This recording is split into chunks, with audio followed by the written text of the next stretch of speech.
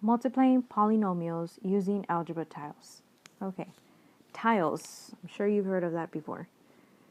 Okay, when they taught you how to add, subtract, they used tiles. And they said, okay, this little square here represents 1 unit.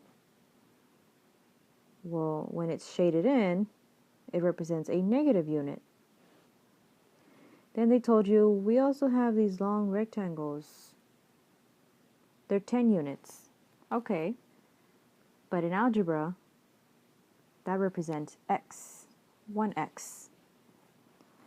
So of course we have the negative version of it, and that represents a negative x.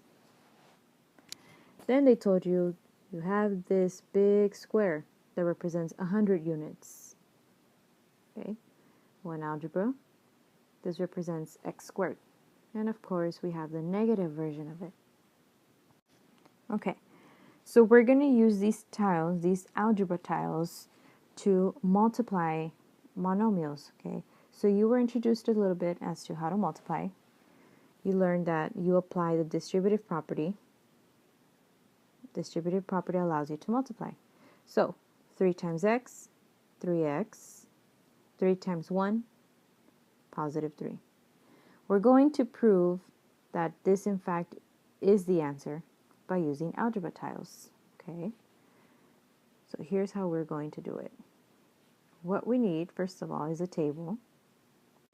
We're going to find the area of algebra tiles, basically. So I have my table set up. On this side, I have the 3, and it is multiplying x plus 1. So I'm going to put x plus 1 here. Okay. Next, what we need is, what can I use to represent 3 units? Okay, so you got to remember 3 units, 3 little squares. 1, 2, 3. Okay.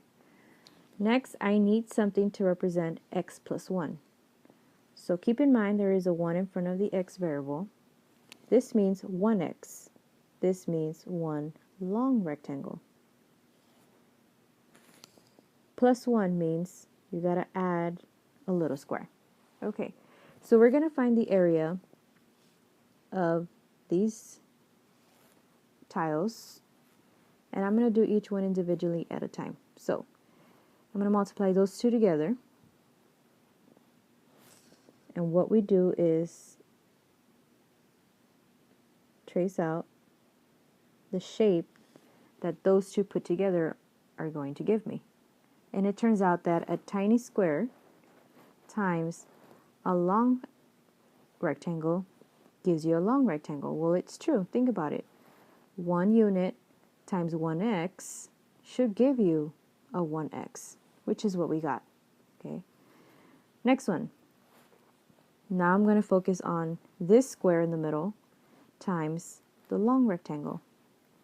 So again, I'm going to trace out what those two would cover up, and I get a long rectangle. The third square times the long rectangle, I should also have another long rectangle. Okay, so we're done using the long rectangles. What we're going to use next is this tiny square times another tiny square. Okay, so I'm going to trace the outline of what these two would give me. So this here, bring it down just enough, over, down, over. So it turns out that a tiny square times another tiny square gives me a tiny square, and it makes sense. A tiny square means 1 unit times another tiny square, which is another unit, gives me 1 unit, and that's what we did. Alright, moving on. Now we're going to multiply this middle square times that square.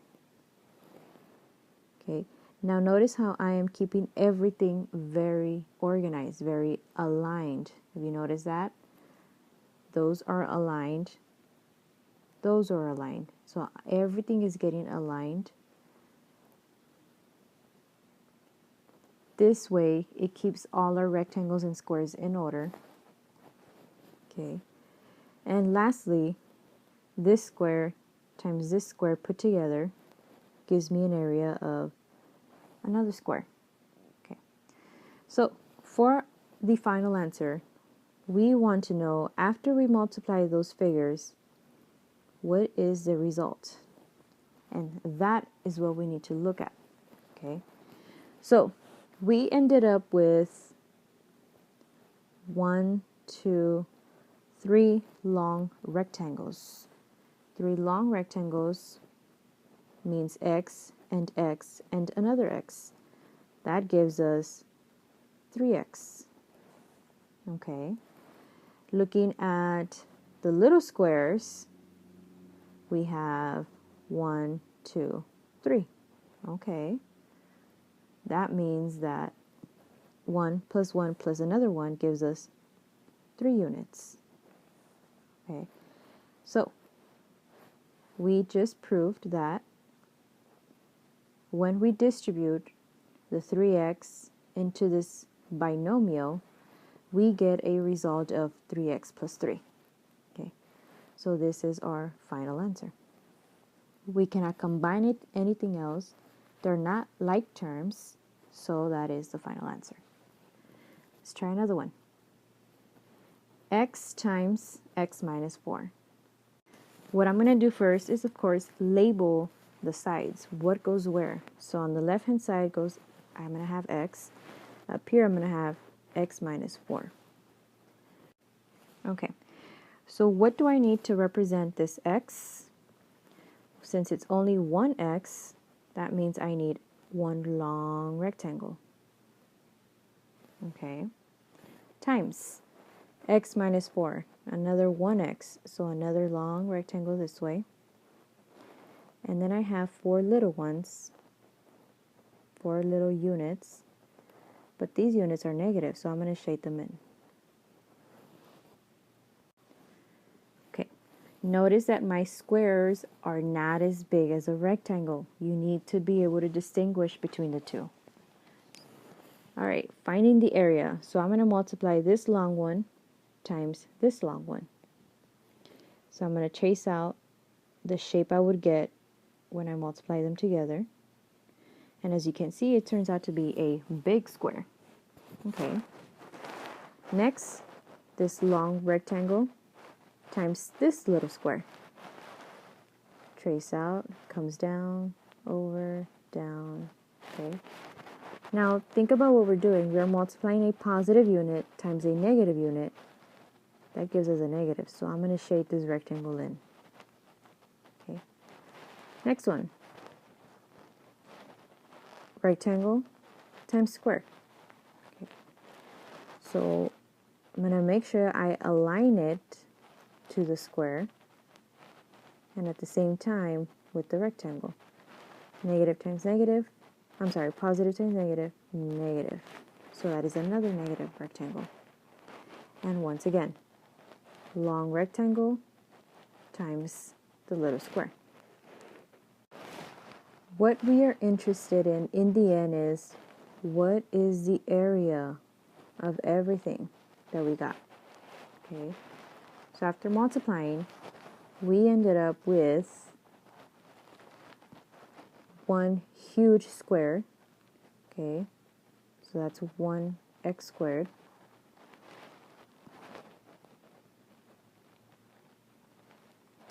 And we ended up with 4 of these long rectangles. And remember, the long ones mean 4 x's, but they're negative, so that is a minus 4x. So our final answer will be x squared minus 4x, or 1x squared minus 4x. I cannot combine the two. That's as far as I go. Another example. 2x times x plus 3. So I need my table. 2x would go here. X plus 3 would go up here. 2x, that means I need 2 x's. That means I need 2 long rectangles. So that's 1 and that's another one. X plus 3, so that means I need one long and 3 little ones. Okay, so find the area. Trace out this. The area between the two rectangles gives me that. Next, I'm going to multiply this long one with this other long one. Again, trace it out. I end up with the big squared. Again, notice how I'm keeping everything vertically aligned as well as horizontally aligned. This helps so we can count what we have in the end. This long one with the little square. Okay, trace it out all the way down, over, all the way down. Okay, and again.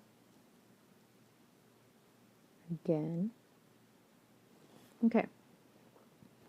Next, we're going to multiply this bottom long one times the 3 little squares. Okay, so this is what we end up with. Okay, once again, we are interested in the final picture, which is this here. What we have is two big squares. So that means we have 2x squares. Then we have 1, 2, 3, 4, 5, 6 long ones. So that is 6x. That is our final answer. Okay. Now it makes sense because remember, 2x times x times x gives you x squared. You add the exponents. Okay. So that would give us 2x squared. 2x times 3. 2 times 3 is 6. And you keep the x. Same answer that we got after using the tiles. Okay. Now, in the next example, we're going to multiply two binomials. Binomial, 2 terms. Okay, 2 terms there, and 2 terms here. Binomial times another binomial. Now this picture is going to be interesting. So I'm going to put x plus 1 on this side, x plus 3 on this side. Okay, so let me scratch this out for now. Alright. On the left hand side, I will need a long x because I have 1x, and I will need a tiny square to represent the 1 unit. Okay. Up here, again, I'm going to need a 1x, so that means 1 long rectangle. Plus 3 means you got to add 3 positive little squares. So find the area of these two.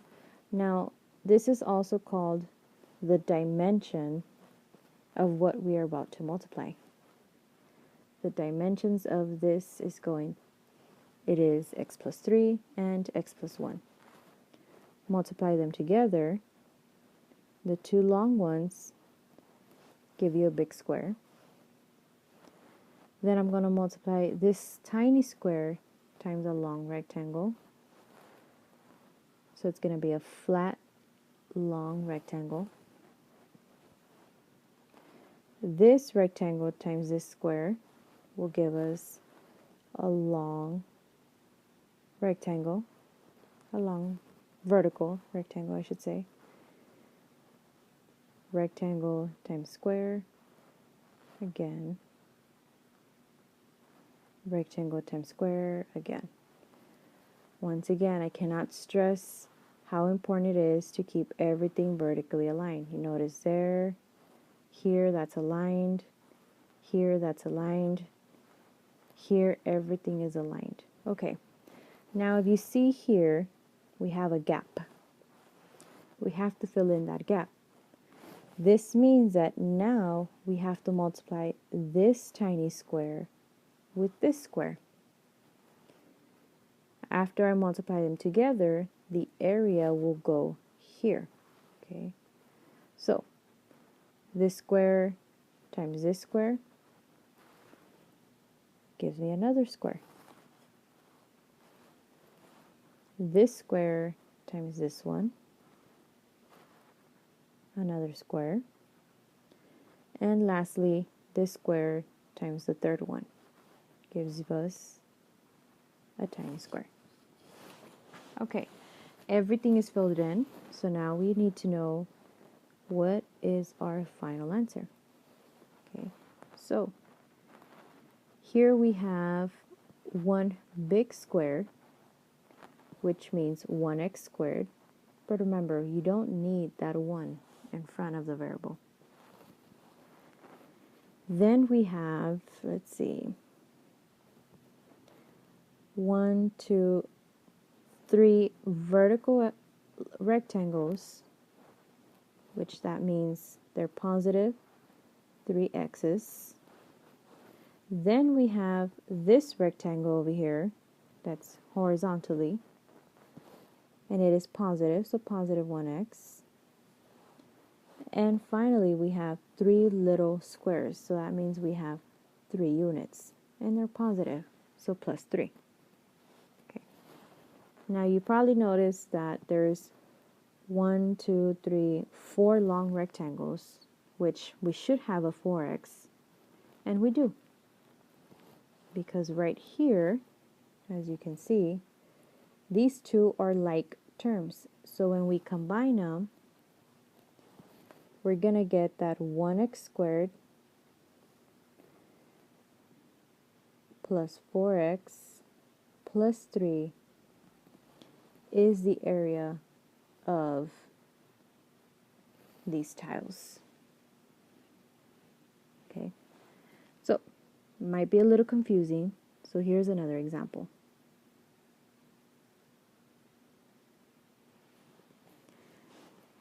X minus 2 times x plus 1. I'm going to label my sides. This is x plus 1. Let me go ahead and scratch this out. Okay. X, I need a long rectangle, minus 2. So I need 2 little ones, but that minus means you got to shade them in because they're negative. Okay. X plus 1, another long one, and 1 positive square. So now I'm going to find the area. This long rectangle times another long rectangle gives us a square. Okay. Then I'm going to multiply this negative squared times this rectangle. Okay, so I'm going to have to do this, and I end up with a horizontal rectangle. But be careful, negative times positive gives you a negative rectangle. Okay.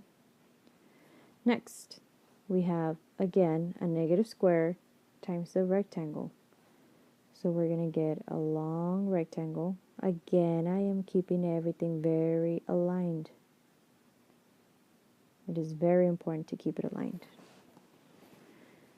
Okay, so we're missing this gap here. So we got to multiply that square times that rectangle. And that gives us a long vertical rectangle. And it stays positive because positive times positive, positive. Next we have this little square times another square. We end up with a square, but it is a negative square. Negative square times another square, which is positive, but we end up with a negative square. Alright, all the gaps have been filled in. We are interested in the final picture, the final area. We have this big square here. We only have one of them, so that means a 1x squared. Now it doesn't matter what you choose to come next. You can choose this here or you can choose these two. I'm going to choose the vertical rectangle.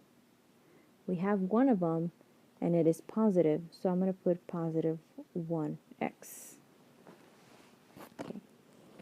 Then we have two of these negative rectangles, so that is a negative 2x because they're rectangles. And lastly, we have these two little squares that are negative, so minus 2.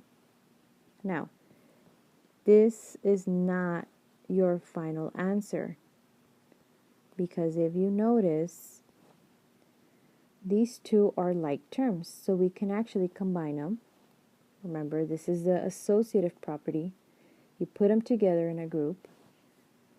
After you put them together, you get negative 1x.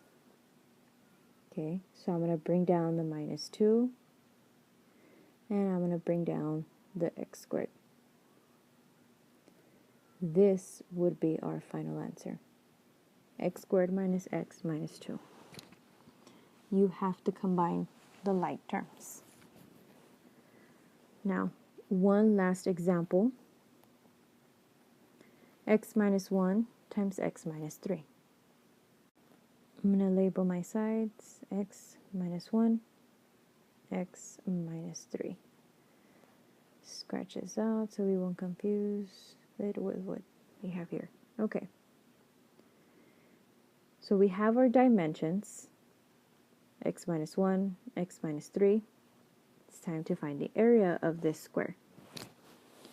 So x means we need a long rectangle.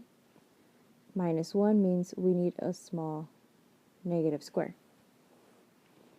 And again, x, long rectangle, minus 3. So we need 3 negative squares. We're going to find the area of each individual figure. So long times long gives you a big rectangle. Then I'm going to do this little square times a rectangle, which gives me a horizontal rectangle. Positive times negative gives me a negative rectangle. Okay. And then we have these squares here. So I'm going to multiply them by the rectangle. So a little square times a long rectangle gives me a long rectangle. Positive times negative gives me negative. So that's 1. Here's another. And again, another.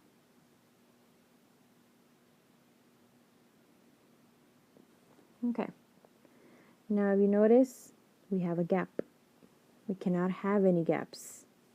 So we're going to multiply this tiny negative square times another negative square.